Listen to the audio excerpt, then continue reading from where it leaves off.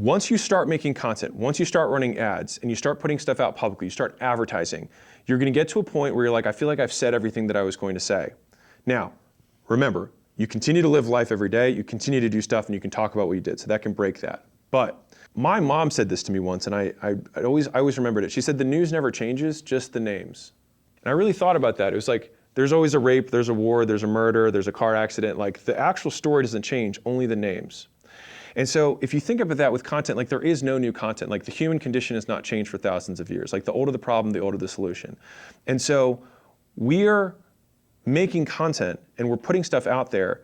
And when I think about myself, the things that I follow, like, I follow philosophy pages because I am okay rereading Epictetus' stuff. Like, I read his stuff before and I read it in quote form again, and when it comes up again, I like to be reminded. I like to keep this stuff top of mind. That's why I follow those pages. And many people follow your pages for that exact same reason, is that the stuff you talk about is stuff that they want to keep top of mind. They want to be reminded of that stuff. And getting taught is much more difficult than being reminded, but they're equally valuable. Because if it changes their behavior, then you still did teach them. Again, you just reminded them. And what's crazy about this is that, like, the Friends show right now, if you've ever heard of it, is being watched more now than it was a few years ago. So reruns, like, people watch reruns because there's nostalgia or whatever reasons you want to pick to it, but people are willing to rewatch the same thing because they know how it ends and they know they liked it.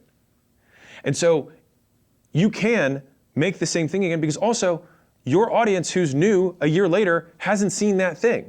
And so if you make something new to them, even though it's quote old or a reminder to your existing audience doesn't mind the reminder, and the new people never saw it to begin with.